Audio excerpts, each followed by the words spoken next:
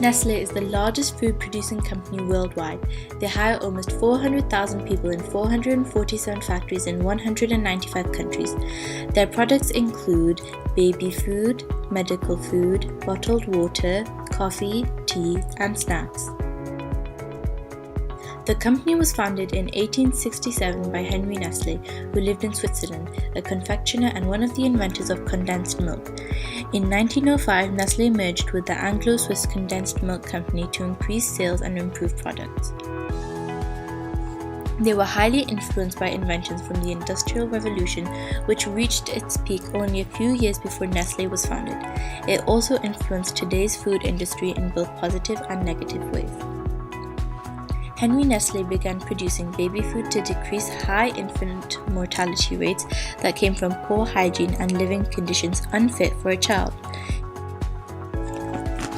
In the mid-1700s, while the Industrial Revolution had taken over Europe, the world population grew by 57% to 7 million and reached 1 billion in the 1800s. This sudden increase in cost had elevated demand for a healthy, nutritious food, especially for infants.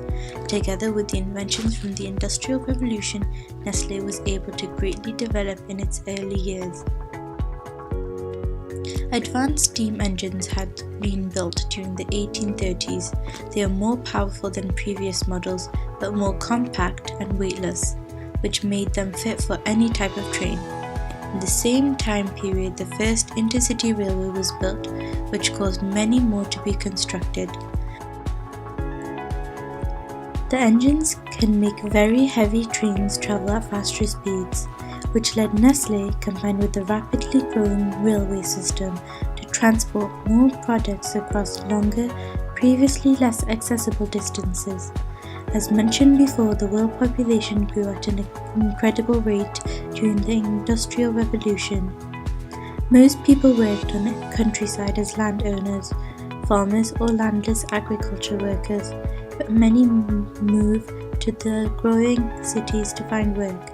Nestle took advantage of the growing demand for work in factories and started building more and more of them, and by the year 1905, Nestle, an Anglo-Swiss company, operated in over 20 factories.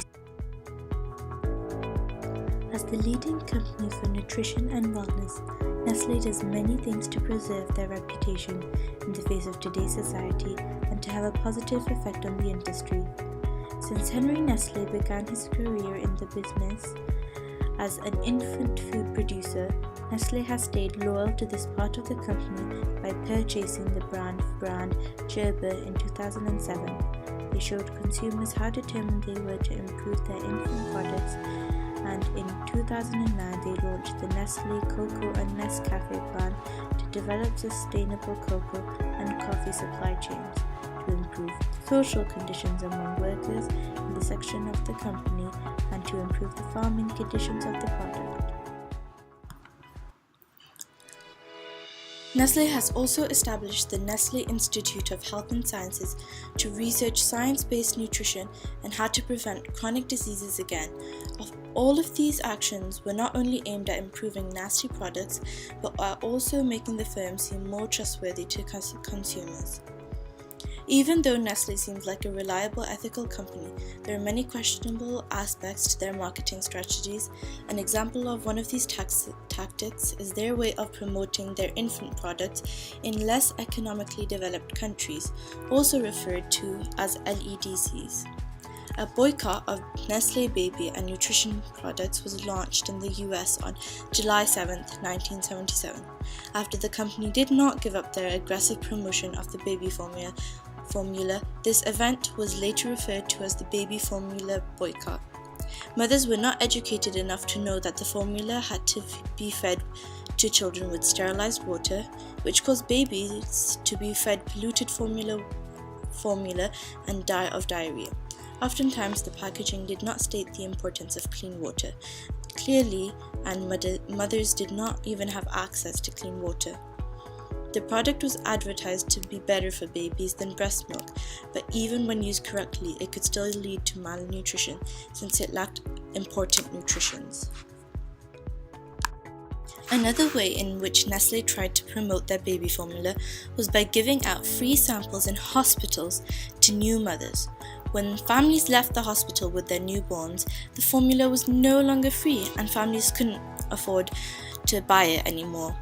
They were still forced to do so because the consumption of baby formula at a premature time interfered with the baby's natural lactation process and the baby got dependent on formula.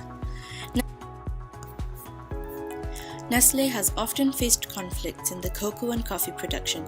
In 2001, the CEO of Nestle USA, Bradley Alford, signed the Harkin-Anglo Protocol, also called the Cocoa Protocol, which was an international agreement to end child labor. In connection with the cocoa production in 2005, when the cocoa industry failed to meet the agreement, the International Labour Rights filed a lawsuit against Nestle on behalf of 3 Malayan children. The children were allegedly brought to the Ivory Coast and forced into slavery on a cocoa plantation, whilst also having to suffer through beatings. Being founded only shortly after the event took place, Nestle was greatly influenced by the Industrial Revolution and the inventions it brought. As they controlled a big part of today's food industry, they have influenced it and society in a positive and negative way. Even though the company seems to be doing a lot to improve the industry, no one really knows what goes on behind the doors of this food-producing giant.